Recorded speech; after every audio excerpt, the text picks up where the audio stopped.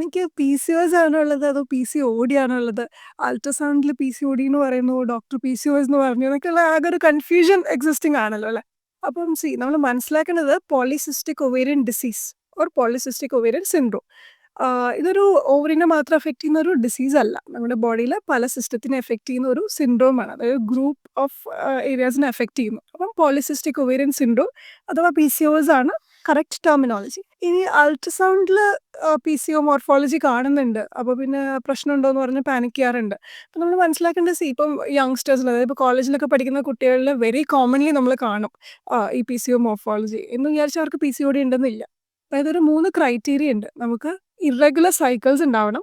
അതിൻ്റെ കൂടെ അൾട്രാസൗണ്ടിൽ ഈ PCO മോർഫോളജി ആൻഡ് നമുക്ക് എക്സസീവ് ആൻഡ്രോജൻ അതായത് ഒന്നെങ്കിൽ ബ്ലഡ് റിപ്പോർട്ടിലാവാം അല്ലെങ്കിൽ നമുക്ക് മെയിൽ ഹോർമോൺ കൂടുതലുള്ളതിൻ്റെ ഫീച്ചേഴ്സ് അതായത് നമുക്കിപ്പം ഫേസിലൊക്കെ എക്സസീവ് ഹെയർ ഗ്രോത്ത് അല്ലെങ്കിൽ ആക്നെ അല്ലെങ്കിൽ ഒരു മെയിൽ പാറ്റേൺ ആയിട്ടുള്ള ഹെയർ ലോസ് ഇതിൽ ഏതെങ്കിലും 2 ഫീച്ചേഴ്സ് ഉണ്ടെങ്കിൽ മാത്രമേ നമ്മൾ PCOS ഡയഗ്നോസ് തന്നെ ചെയ്യുള്ളൂ. അപ്പോൾ അൾട്രാസൗണ്ടിൽ അങ്ങനെ ഒരു പിക്ചർ കാണുവാണെങ്കിൽ അതൊരു വേർഡിക്റ്റ് അല്ല. പാനിക് ചെയ്യേണ്ട കാര്യമില്ല. ജസ്റ്റ് ഒരു ക്ലോസ് ഫോളോ അപ്പ് ആൻഡ് അതിനൊരു നമ്മുടെ ലൈഫ് സ്റ്റൈൽ ചോയ്സസിനെ ഒന്ന് റീവാലുവേറ്റ് ചെയ്യാനുള്ളൊരു ട്രിഗർ ആയിട്ട് എടുത്താൽ മതി.